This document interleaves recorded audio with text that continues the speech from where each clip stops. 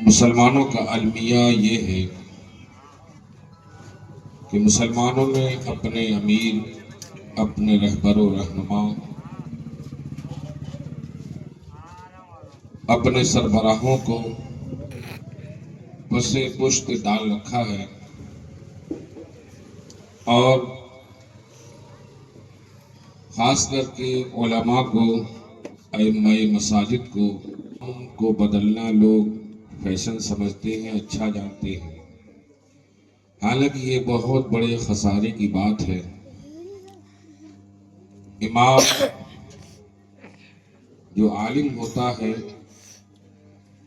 وہ صحیح معنوں میں اللہ کے رسول صلی اللہ تعالی علیہ وسلم کا نائب ہوتا ہے۔ امام کی ضرورت صرف نماز کے وقت ہی نہیں پڑتی، بلکہ جب ہم اپنے سراپا کا جائزہ لیتے ہیں، اپنے آس پاس دیکھتے ہیں، انسان کو پیدا ہونے کے بعد ہی نہیں بلکہ پیدا ہونے سے پہلے بھی امام کی ضرورت پڑتی ہے، عالم کی ضرورت پڑتی ہے۔ خود میں یہ محسوس کرتا ہوں کہ رات کو 1 بجے، 1:30 بجے، 2 بجے لوگ دروازے پر دستک دیتے ہیں، آنکھ کھلتی ہے تو پوچھتا ہوں کیا بات ہے، کہ گوڑ پڑ دیجیے، ولادت ہونی ہے، آسانی سے ہو جائے۔ تو کوئی کراہیت محسوس نہیں ہوتی ہے، اس لیے کہ اللہ نے اس لائق بنایا ہے، لوگ اس لائق مانتے ہیں تبھی آتے ہیں۔ بچہ پیدا نہیں ہوا ہے مگر امام کی، عالم کی ضرورت اس کو پیدا ہونے سے پہلے پڑ گئی، پیدا ہوتے ہی ضرورت پڑتی ہے تو ولادت کے غسل کے بعد فوراً ہی اذان سنائی جاتی ہے، تکبیر سنائی جاتی ہے۔ تو افضل تو یہی ہے کہ عالم دین ہو، نمازی ہو، پرہیزگار ہو، اس کے ذریعے سے کانوں میں اذان و تکبیر سنائی جائے، وہاں بھی ضرورت پڑتی ہے۔ چھٹی میں 7ویں دن عقیقہ وغیرہ ہو تو دعا پڑھنے کے لیے امام کو بلایا جاتا ہے، وہاں بھی ضرورت۔ اس کے بعد قرآن پاک کی تعلیم دلانے کے لیے وہاں بھی امام کی ضرورت ہے، اور نماز سکھانے کے لیے وہاں بھی امام کی ضرورت۔ جوان ہو جائے، شادی ہو تو نکاح کے لیے وہاں بھی امام کی ضرورت۔ اس کے بعد زندگی گزار کر جب دنیا سے جاتا ہے تو وہاں بھی لوگ غسل کے لیے بھی امام کو ہی تلاش کرتے ہیں، امام کو ہی ڈھونڈتے ہیں، اس لیے کہ مکان کا حقدار تو خود کو سمجھتے ہیں، دولت کا حقدار خود کو سمجھتے ہیں، ساری زمین و جائیداد کا حقدار خود کو سمجھتے ہیں، لیکن جنازے کی نماز کا حقدار صرف اور صرف امام کو سمجھا جاتا ہے، اور خود دور کھڑے ہو کر کے بڑے ہی فخر کے ساتھ اجازت دیتے ہیں کہ اجازت ہے۔ وہاں بھی امام کی ضرورت پڑتی ہے۔ قبر میں اتارتے وقت بھی اکثر لوگوں کو میت کے اولیاء کو دعا یاد نہیں ہوتی ہے کہ منہا خلقناکم پڑھ کر کے پہلی مشت خاک ڈالنا ہے، وفیہا نعیدکم پڑھ کر کے دوسری مشت خاک ڈالنی ہے، ومنہا نخرجکم تارۃ اخری پڑھ کر کے تیسری مشت خاک ڈالنی ہے۔ اکثر لوگوں کو یاد نہیں ہوتا ہے، تو وہاں بھی امام کی ضرورت پڑتی ہے۔ اس کے بعد سوئم ہوں تو وہاں بھی امام کی ضرورت۔ گھر کے لوگ گھر میں سوئے رہتے ہیں، رشتہ دار جو موجود ہوتے ہیں وہ بھی گھر میں سوئے رہتے ہیں، امام کا دامن تھام لیا جاتا ہے کہ 12 کلو چنے آپ کو پڑھنے ہیں یا پڑھوانے ہیں، آپ جانو مجھے تیار چاہیے، چھوڑ کر کے چلے جاتے ہیں۔ ہر جگہ امام کی ضرورت۔ 10ویں کی فاتحہ ہو، امام کو کوئی بھی کام ہو اس سے غرض نہیں، آپ کے گھر پر اس کو آنا ہوتا ہے، 10ویں کی ضرورت، تو 10ویں کی فاتحہ کے لیے بھی امام کی ضرورت، 20ویں کی فاتحہ کے لیے بھی امام کی ضرورت، اور 40ویں کی فاتحہ کے لیے بھی امام کی ضرورت ہوتی ہے۔ تماہی کی فاتحہ کے لیے بھی امام کی ضرورت ہوتی ہے، چھماہی کی فاتحہ کے لیے بھی امام کی ضرورت، اور سالانہ فاتحہ کے لیے بھی امام کی ضرورت ہوتی ہے۔ یہیں تک محدود نہیں، صرف سالانہ اور ششماہی کی فاتحہ کے لیے ہی نہیں، بلکہ قیامت کے دن بھی عوام الناس کو اماموں کی ضرورت پڑے گی کہ جب میزان عمل پر لوگوں کو بلایا جائے گا تو حکم ہوگا یوم ندعو کل اناس بامامہم، اے لوگوں اپنے اپنے اماموں کے ساتھ چلے آؤ۔ جو جس کے پیچھے دنیا میں نماز پڑھا کرتا تھا، جس طرح سے امام کے پیچھے مسجد میں رہا کرتا تھا، اسی طرح سب بندی کے ساتھ جو ہے آؤ، میزان عمل پر آؤ، امام کو آگے کر دو، تم پیچھے ہو جاؤ، امام تمہارا ضامن بن جائے گا، تمہارا گواہ بن جائے گا، تمہاری میزان عمل میں آسانی ہو جائے گی۔ کہاں پر امام کی ضرورت نہیں، اور جو لوگ امام کو بدلنا فیشن سمجھتے ہیں تو وہ امام سے نہ ان کو محبت ہو پاتی ہے، نہ امام کو عوام سے محبت ہو پاتی ہے، کچھ بھی نہیں ہو پاتا ہے۔ دوسری بات صرف میدان حشر میں نہیں، علماء فرماتے ہیں جنت میں بھی اپنے اماموں کی ضرورت پڑے گی۔ جو عالم ہوں گے جنت میں جب پہنچ جائیں گے، ساری آسائشیں ہوں گی، سارے عیش و آرام ہوں گے، یہاں تک کہ ہفتے میں ایک مرتبہ اللہ کا دیدار بھی نصیب ہوگا۔ اللہ تبارک و تعالیٰ ارشاد فرمائے گا، اے میرے بندو، میرے حکم پر زندگی گزاری ہے تم نے میرے محبوب کی سنتوں پر عمل کیا ہے، بتاؤ جنت میں تو آ گئے ہو، اب کوئی خواہش باقی رہ گئی ہو تو بتاؤ۔ تو تمام لوگ مشورہ کریں گے جنت والے، کیا کیا جائے؟ جنت میں آ گئے ہیں، عیش و آرام کی زندگی گزار رہے ہیں، تمام تر سہولیات مہیا ہیں، مگر پھر بھی پروردگار عالم نے ارشاد فرمایا ہے تو کچھ تو مشیت الہی ہوگی۔ اب کیا کیا جائے؟ اب رب سے جنت میں پہنچ کر کیا مانگیں؟ تو اب مشورہ ہی ہوگا، سنو، جب دنیا میں کوئی بھی مسئلہ درپیش ہوا کرتا تھا، کوئی بھی مشکل آن پڑتی تھی، چاہے وہ نماز کا مسئلہ ہو، چاہے وہ روزے کا مسئلہ ہو، چاہے وہ طلاق کا مسئلہ ہو، چاہے وہ نکاح کا مسئلہ ہو، چاہے وہ عقیقے کا مسئلہ ہو، کوئی بھی مسئلہ ہوا کرتا تھا، ہم اپنے امام کی طرف رجوع کیا کرتے تھے، ہم اپنے علماء کی طرف رجوع کیا کرتے تھے۔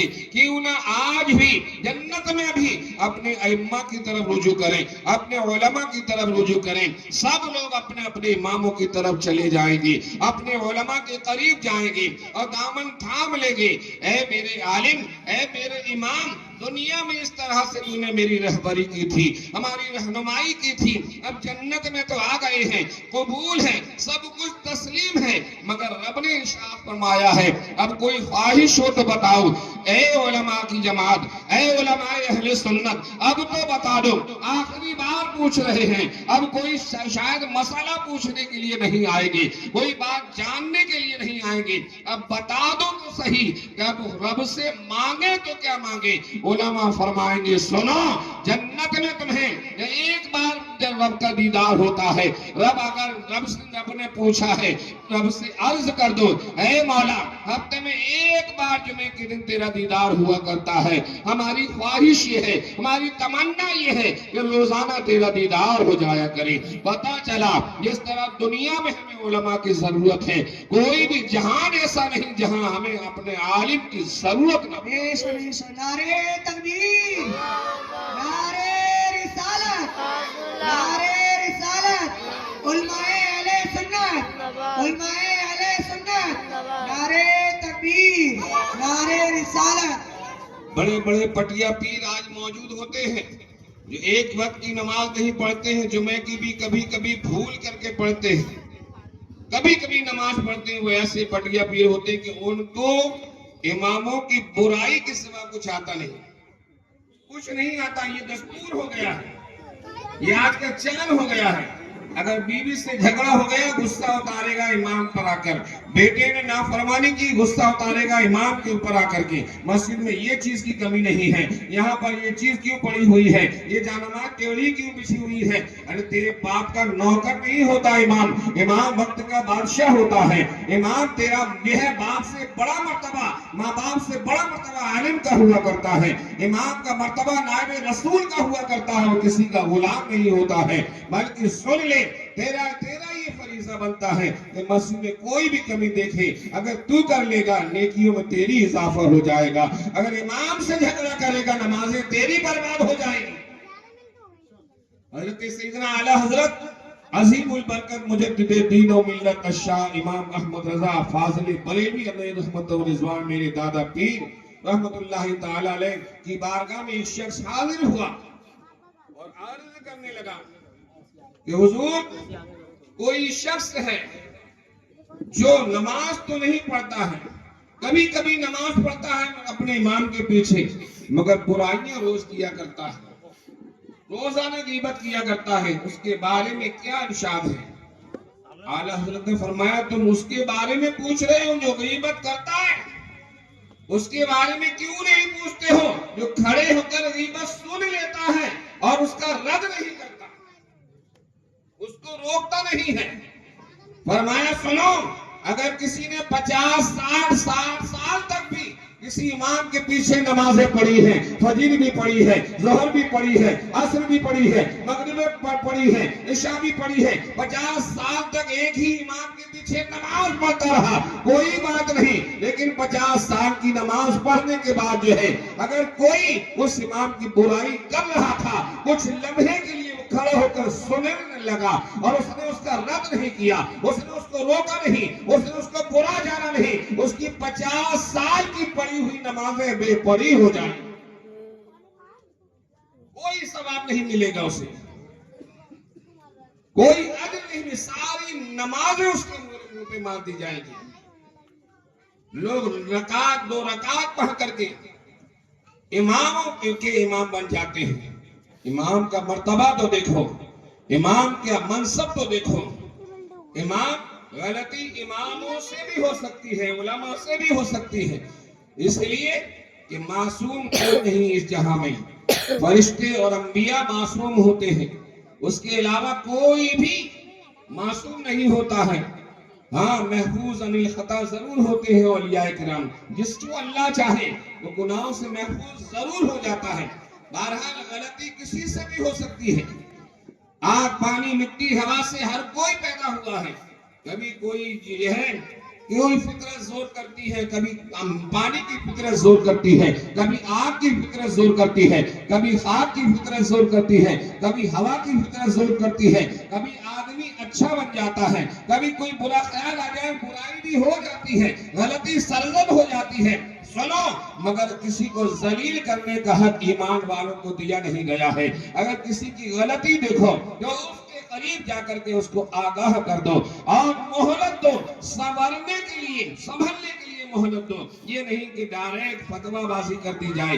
آج تو حال یہ ہے کہ اگر پڑھتے پڑھتے کسی رکعت میں امام بھول جائے تو باہر آ کر کے میٹنگیں شروع ہو جاتی ہیں، لوگ صاحب وہ بھول گئے، انہوں نے سجدہ سہو کر لیا، انہوں نے جو ہے رکعت میں بھول گئے، وہ تلاوت میں بھول گئے، وہ سجدہ جو ہے قیام کرنا بھول گئے، وہ رکوع کرنا بھول گئے، اس طرح سے مذاق بنایا جاتا ہے۔ میں پوچھتا ہوں، عالم کا مرتبہ، امام کا مرتبہ باپ سے بلند ہوا ہوتا ہے، تو کیا تم اسی طرح اپنے باپ کی برائیاں کرتے ہو؟ کیا کر سکتے ہو؟ نہیں کر سکتے ہو، تو پھر سنو، باپ وہ ہے جو تمہاری دنیا بہتر بنانے کے لیے کوشش کرتا ہے، عالم وہ ہوتا ہے، امام وہ ہوتا ہے جو تمہارے اعمال کی بھی فکر کرتا ہے، تمہارے ایمان کی بھی فکر کرتا ہے، تمہاری دنیا بھی سنوارنے کی کوشش کرتا ہے، تمہاری قبر کی زندگی کو بھی سنوارنے کی کوشش کرتا ہے، تمہاری اخروی زندگی کو بھی بنانے کی کوشش میں لگا رہتا ہے۔ کہیں ایسا نہ ہو میرا مقتدی ہے بدنام ہو جائے، کہیں ایسا نہ ہو میرا مقتدی ہے جواری بن جائے، کہیں ایسا نہ ہو میرا مقتدی ہے شرابی ہو جائے۔ امام کو فکر رہتی ہے، وہ پورے ہفتے دیکھتے رہتا ہے، کوئی کتاب میں ایسا مسئلہ مل جائے، کوئی ایسی حدیث مل جائے جسے میں بیان کروں، کوئی شراب کے ٹھیکے کی طرف جا رہا ہو تو توبہ کر کے راہ راست پر آ جائے، کوئی جواری ہو تو توبہ کر کے راہ راست پر آ جائے۔ امام رات و دن قوم کے بارے میں سوچتے ہیں، اسی کو امام کہتے ہیں، عالم کہتے ہیں۔ عالم تمہاری دنیا بھی سنوارنے کی فکر میں رہتا ہے، آخرت بھی سنوارنے کی فکر میں رہتا ہے، یہ ہے امام، عالم جو ہوتا ہے۔ آپ دیکھیں امام کا مرتبہ، مسجد میں جو پہلی صف ہوتی ہے، جزاک اللہ، پہلی صف جو ہوتی ہے اس کے بارے میں حدیث پاک میں آیا ہے کہ اگر پہلی صف میں سب بنا کر بیٹھنے کے بارے میں تمہیں بتا دیا جائے تو تم آپس میں جھگڑا کرو گے، قرآن اندازی کرو گے، پرچیاں ڈالو گے، پہلی صف میں بیٹھنے کے لیے، یہ مرتبہ ہے پہلی صف کا۔ اور صوفیاء کرام فرماتے ہیں کہ جو پہلی صف میں شامل ہو کر کے تکبیر تحریمہ کے ساتھ نماز پڑھنے کی نیت سے باوجود گھر سے چلتا ہے، قدم بعد میں اٹھاتا ہے، مغفرت پہلے ہو جاتی ہے۔ یہ پہلی صف کا مرتبہ ہے، یہ مسجد کی پہلی صف کا مرتبہ ہے۔ مگر آؤ امام کا مرتبہ کیا ہے؟ امام کا مرتبہ کیا ہے؟ سنو، پہلی صف کا یہ مرتبہ ہے، پہلے صف میں بیٹھنے کی یہ عظمت ہے۔ امام کا مرتبہ کیا ہے؟ سنو، گرمی کا موسم ہے، شدت کی گرمی پڑ رہی ہے، لائٹ چلی گئی۔ اب امام صاحب نے سوچا کہ کیوں نہ سب دو سب پیچھے کھڑے ہو کر کے نماز پڑھی جائے، اس لیے کہ باہر کی کچھ ہوا لگے گی تو نمازیوں کو آرام ملے گا، سکون کے ساتھ نماز پڑھ سکیں گے۔ امام صاحب نے اپنا مصلی اٹھایا، دو سب پیچھے جا کر کے تیسری صف میں بچھا لیا۔ اب مسجد کی پہلی صف پیچھے رہ گئی ہے، دوسری صف پیچھے رہ گئی ہے، تیسری صف میں امام کا مصلی ہے۔ اب بتاؤ وہ ثواب کہاں ہے؟ کہاں ملے گا؟ نہیں، مسجد سے مراد نہیں ہے۔ اب وہ مسجد کی صف تو پیچھے رہ گئی، آگے چھوٹ گئی۔ اب پہلی صف وہ مانی جائے گی یہاں امام کا مصلی بچھا ہے، اس کے بعد جو صف ہے اب وہ ثواب اٹھ کر کے اس چوتھی صف میں آ گیا ہے۔ اب وہاں پر وہ ثواب مل رہا ہے، کس سبب سے؟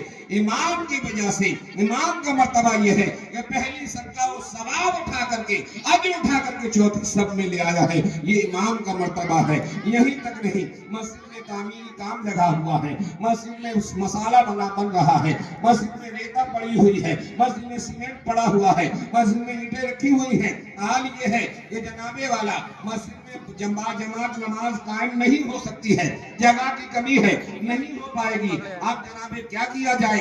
اٹھا کر کے مصلی کو آپ مبین صاحب کے گھر میں لے آتے ہیں، وہاں پر امام کا مصلی بچھا دیا گیا اور بڑی جانمازیں اس کے پیچھے بچھا دی گئی۔ اب پہلی صف کون سی ہے؟ اب مسجد بھی نہیں ہے، اب تو گھر ہے۔ اب جہاں امام کا مصلی بچھا ہے اس کے بعد جو صف ہے، اب جنابے والا وہ ثواب اٹھ کر کے حافظ مبین کے گھر پر آ گیا۔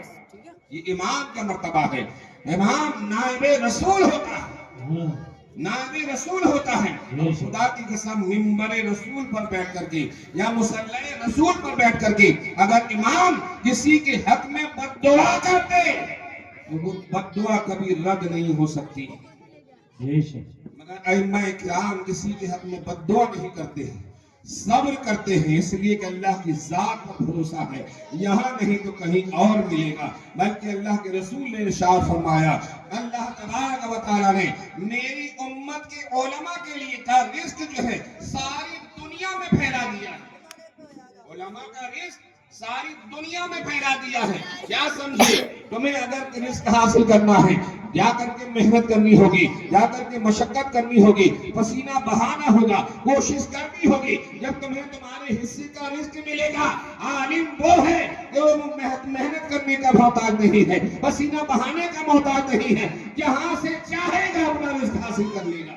ساری دنیا میں پھیلا ہوا ہے، اس کو کہتے ہیں عالم۔ یہ ہے عالم کا مرتبہ، یہ ہے امام کا مرتبہ۔ لوگوں غور کرو، فکر کرو اور اپنے حالات کا جائزہ لو۔ میں تو یہ کہتا ہوں کہ جتنی نظر تم اپنے امام پر رکھتے ہو، خدا کی قسم اگر اتنی نظر، اتنی توجہ تم اپنی اولاد پر رکھے ہوتے، تمہارا بیٹا جواری نہ بنا ہوتا، تمہارا بیٹا شرابی نہ بنا ہوتا، تمہارا بیٹا لٹیرا نہ بنا ہوتا، تمہاری بیٹی کے قدم بہکے نہ ہوتے۔ سبب کیا تھا؟ جو ساری توجہ تم نے امام پر ڈال دی۔ امام کیا کر رہا ہے؟ امام کیا کھا رہا ہے؟ امام کیسا پہن رہا ہے؟ امام کہاں جا رہا ہے؟ امام کس سے مل رہا ہے؟ یہ ساری باتیں اپنی اولاد کی طرف تو نے توجہ دی ہوتی، تیری اولاد سنور گئی ہوتی، تیری اولاد خدا کی بھی فرما بردار بن جاتی اور تیری بھی فرما بردار بن جاتی۔ نادان تو نے امام کی طرف توجہ کر کے اس کے عیوب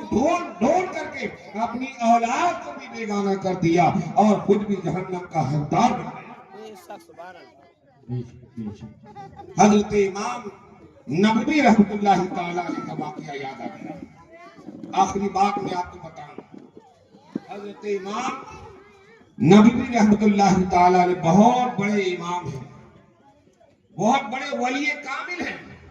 اب ان کی ولایت کے ان کے مرتبے کا اس بات سے اندازہ لگا لیں کہ وقت کے گورنر نے ان کو کوئی حکم دیا جو خلاف شرع تھا، انہوں نے ماننے سے انکار کر دیا. اس نے جلاد کو حکم دیا کہ اگر یہ میری بات نہ مانے، میرا کہنا نہ مانے امام نووی، تو انہیں قتل کر دیا جائے. اللہ اکبر. کہا امام اب بتاؤ، میں نے تیرے قتل کا حکم دے دیا ہے، تجھے مجھ سے کون بچائے گا؟ کون تیری رہبری کرے گا؟ کون تیری حفاظت کرے گا؟ امام نووی شاہی محل میں جس جگہ کھڑے ہوئے تھے، پیروں کے نیچے شاہی قالین بچھی ہوئی تھی، شاہی قالین بچھی ہوئی تھی، اور اس قالین میں جہاں کھڑے ہوئے تھے پاؤں پر شیر کی تصویر بنی ہوئی تھی، شیر کی تصویر بنی ہوئی تھی قالین میں. اب گورنر نے کہا اے امام نووی، تجھے مجھ سے کون بچائے گا؟ حضرت امام نووی رحمۃ اللہ تعالیٰ علیہ نے اس شیر کی تصویر پر لات ماری، فوراً شیر قالین سے نکل کر کے زندہ سلامت ہے سامنے آ کر کے کھڑا ہو گیا. آپ نے ارشاد فرمایا ظالم، تو کہتا تجھ سے مجھے کون بچائے گا؟ دیکھ یہ آ گیا میرا بچانے والا، میری حفاظت کرنے والا. یہ مرتبہ حضرت امام نووی کا ہے، بہت بڑے امام ہیں. لیکن جب انہیں پتا چلا کہ دمشق میں ایک بہت بڑے محدث ہیں جو بہت بزرگ ہیں، اللہ کے رسول کی حدیثیں سنایا کرتے ہیں، شوق پیدا ہوا کیوں نہ میں ان کی شاگردی حاصل کروں. پہنچے، سفر کرتے کرتے پہنچے، ان کی بارگاہ میں پہنچے. وہ پردے میں رہ کر کے درس دیا کرتے تھے، کسی کو چہرہ دکھایا نہیں کرتے تھے. اللہ اکبر. حضرت امام نووی رحمۃ اللہ تعالیٰ علیہ نے عرض کیا حضور میں آپ کی بارگاہ میں زانوی ادب طے کرنے کے لیے آیا ہوں، آپ سے کچھ حدیثوں کا درس لینے کے لیے آیا ہوں، آپ کا حکم ہو تو میں آپ کے تلامذہ میں، آپ کے شاگردوں میں شامل ہو جاؤں. اس محدث نے کہا ٹھیک ہے پڑھو. آپ پڑھنے لگے. دن 2 دن گزرے، 6 مہینے گزرے، 1 سال گزر گیا. حضرت امام نووی سوچنے لگے میرا استاد جتنے محدثین سے آج تک میں نے پڑھا ہے یہ سب سے اچھے طریقے سے پڑھاتے ہیں، اور کیا سلیس طریقہ ان کے پڑھانے کا. لیکن افسوس یہ ہے کہ ان سے اتنی محبت ہو گئی ہے، اتنا دل لگ گیا ہے، مگر ان کی شکل دیکھنا جو ہے نہیں مل رہی ہے. کیسے ان کی شکل دیکھی جائے؟ ایک دن اچانک جو ہے انہوں نے پردہ جھٹ سے ہٹایا، چہرہ دیکھا، چیخ نکلی، بے ہوش ہو گئے. تھوڑی دیر کے بعد جب ہوش آیا تو عرض کرنے لگے حضور اے استاذ محترم، آپ کو یہ کیا ہوا ہے؟ آپ کا چہرہ کیسے بدل گیا ہے؟ وہ محدث کہنے لگے اے نووی سنو، معاملہ یہ ہے میں نے ایک حدیث میں پڑھا تھا کہ جو امام سے پہلے سجدے سے سر کو اٹھا لیتا ہے، سرکار نے ارشاد فرمایا کہ تم اسے منظور کرتے ہو کہ خدا تمہارا چہرہ گدھے کی طرح بنا دے؟ جو امام سے پہلے رکوع سے یا سجدے سے سر کو پہلے اٹھا لیتے ہیں، کیا وہ منظور کرتے ہیں کہ خدا ان کا چہرہ گدھے کی طرح بنا دے؟ فرماتے وہ محدث جب میں نے یہ حدیث پڑھی تو دل میں یقین پیدا نہیں ہوا کہ ایسا کیسے ممکن ہو سکتا ہے کہ آدمی بندہ گیا نماز پڑھنے کے لیے صرف اس بنیاد پر کہ امام سے پہلے سجدے سے سر اٹھا لے تو اس کا منہ گدھے کی طرح ہو جائے گا. کیسے ممکن ہو سکتا ہے؟ منظور نہیں ہوا. کہتے ہیں کہ آزمانے کے لیے، حدیث کی سچائی جاننے کے لیے میں نے ایک دن اپنے امام سے پہلے سجدے سے سر جیسے ہی اٹھایا، سر کا اٹھانا تھا، عذاب الہی نازل ہوا اور میرا چہرہ گدھے کی طرح ہو گیا. فوراً چہرہ بدل گیا. یہ امام کا مرتبہ ہے، یہ امام کی شان ہوا کرتی ہے. سنو امام تم سمجھتے ہو تنخواہ ہم دے رہے ہیں، امام ہم نے بنایا ہے، یہ تمہاری نادانی ہے، یہ تمہاری جہالت ہے. کوئی کسی کو نہ امام بنا سکتا ہے نہ عالم بنا سکتا ہے. بناتا خدا ہے، بناتا خدا ہے. اس مرتبے تک پہنچانے والی ذات خدا کی ہے. ماننا پبلک کا کام ہوتا ہے، ماننا عوام الناس کا کام ہوتا ہے. تم نے مانا ہے، بنایا نہیں ہے. امام جو ہے تمہارا آقا ہے، تم اس کے خدمت گزار ہو، تم اس کے غلام ہو. تم اس کو اپنے آپ کو اس کا غلام سمجھ کر کے خدمت کرو گے. مرتبہ یہ ہے اللہ اکبر امام کا. اللہ کے رسول ارشاد فرماتے ہیں من صافح عالما فقد صافحنی، جس نے میرے امت کے سنی عالم سے مصافحہ کیا اس نے گویا کہ مجھ سے مصافحہ کیا.